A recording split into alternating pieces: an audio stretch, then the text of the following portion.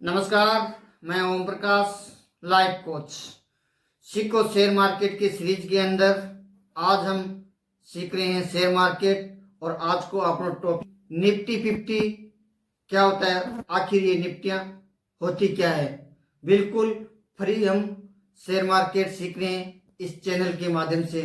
किसी प्रकार का कोई शुल्क आपसे नहीं लिया जाएगा, बिल्कुल निःशुल्क शेयर मार्केट हम सीखने की कोशिश कर रहे हैं और 100% फ्री सीखने की कोशिश कर रहे हैं। यानी 100%, तो 100% का मतलब है बिल्कुल फ्री। हर चैनल की तरह 100% फ्री का नाम लेके और आप दूसरी जगह पर ले जाने की कोशिश की जाती है। हमारे चैनल पर किसी प्रकार से आपको दूसरी जगह पर, दूसरे ऐप पर ले जाने की कोशिश नहीं की जाएगी। केवल इसी चैनल पर बिल्कुल फ्री सिखाने की कोशिश की जाएगी। तो सबसे पहले हम जानने की कोशिश करते हैं कि एनएससी और बीएसई क्या है। एनएससी और बीएसई एक एक्सचेंज है और इस एक्सचेंज के ऊपर करीबन 6000 कंपनियां काम करती है। और इस एक्सचेंज के बाद में ये बनाते हैं इंडेक्स। इस इंडेक्स के अंदर बहुत सारी कंपनियां, अलग अलग सेक्टर की कंपनियां इसके अंदर सेव कर दी जाती है। यानी हम स्कूल के माध्यम से समझे तो स्कूल के अंदर एक हेडमास्टर जी होता है और उसके बाद में जो भी मास्टर होता है तो वो अलग अलग सब्जेक्ट पढ़ाता है। जैसे इंग्लिश अलग मास्टर पढ़ाता है, गणित अलग मास्टर पढ़ाता है, सामाजिक अलग मास्टर पढ़ाता है, विज्ञान अलग मास्टर पढ़ाता है। इसी तरीके से इसके अंदर भी, शेयर मार्केट के अंदर भी निफ्टी शब्द लगा हुआ है। जैसे फार्मा निफ्टी, तो फार्मा के अंदर दवाई बनाने वाली सारी कंपनियां आ गई। निफ्टी बैंक, तो बैंक, प्राइवेट बैंक और सरकारी बैंक इसके अंदर आ गई। हेल्थ केयर के मतलब हॉस्पिटल वाले शेयर इसके अंदर आ गए। तो ये निफ्टी शब्द इसी के साथ जोड़ा है। जैसे निफ्टी फार्मा, तो इसके अंदर फार्मा की सारी कंपनियां लिस्टेड है। तो हमारे भारत के अंदर बहुत सारे सेक्टर ट्रेड होते हैं और उसके अंदर अलग अलग कंपनियां होती है। सबसे पहले आते हैं सेंसेक्स। सेंसेक्स के अंदर 30 कंपनी लिस्टेड है और निफ्टी 50 के अंदर 50 कंपनियां लिस्टेड है। और फिर निफ्टी, इसके अंदर भी 50 के करीबन निफ्टी लिस्टेड है। और हेल्थ केयर के अंदर, फार्मा के अंदर ये सारी अलग अलग कंपनियां लिस्टेड इसके अंदर है। तो हमें इस कंपनियों के अंदर कैसे निवेश करना पड़ता है।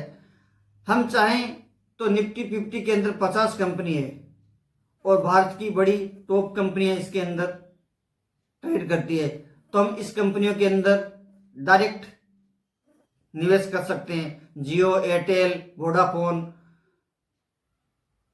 और विप्रो, बाप्रो, ये बहुत सारी कंपनियां इसके अंदर लिस्टेड है।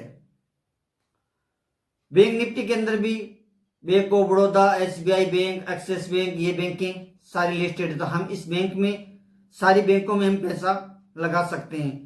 इन बैंकों में पैसा लगाने के बाद जो भी पैसा ये बैंकें कमाती है तो हमें हमारी जितनी पूंजी हमारी लगी हुई थी उस पूंजी के हिसाब से हमें पैसा मिलता रहता है।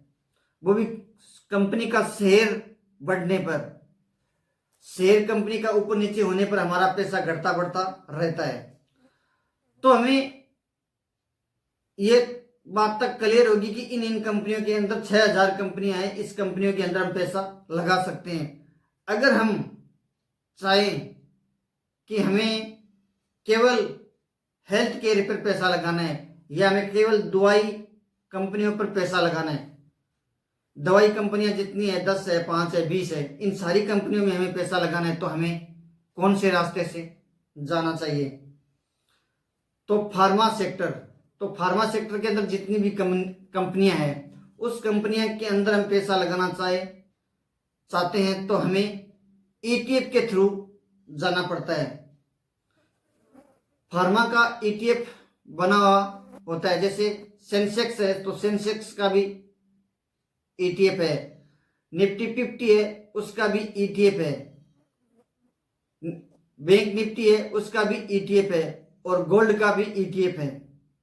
ETF एक अलग सब्जेक्ट है, और इस ETF के माध्यम से हम जितना ETF जिस भाव में ट्रेड करता है उतना पैसा हम ETF को दे सकते हैं। वो ETF वो पैसे उन कंपनियों के अंदर लगा देते हैं। जैसे मान लो निफ्टी 50 के अंदर करीबन 20,000 के आसपास का आज का भाव चल रहा है, तो हो सकता है निफ्टी ETF 200 के आसपास का भाव होगा।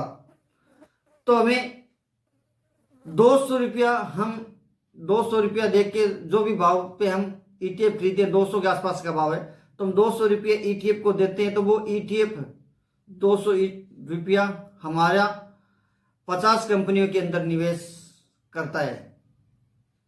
कितना शानदार फार्मूला है। अगर हम चाहें तो 200, 300, 500, 100, 200 हम ETF के माध्यम से इसके अंदर पैसा लगा सकते हैं। ETF के थ्रू भी हमारा पैसा लग सकता है, और म्यूचुअल फंड की और भी म्यूचुअल फंड एक अलग सब्जेक्ट होता है, उसके थ्रू भी हम इसके अंदर पैसा लगा सकते हैं, और हम SIP भी कर सकते हैं। अगर हमें किसी कंपनी में SIP करनी है तो हम SIP भी शुरू कर सकते हैं। महीने का 100 रुपया, 50 रुपया, 200 रुपया, 500 रुपया, हम चाहे उतना पैसा कोई भी कंपनी में हम SIP के थ्रू लगा सकते हैं। तो हमें कुछ बातें क्लियर हुई होगी कि हमें ETF के थ्रू पैसा लगाना चाहिए। जैसे हमें पूरी भारत की इकोनॉमी पर पैसा लगाना है, तो करीबन 5 इंडेक्स है, और इन 5 इंडेक्स में अपने पैसे को बांट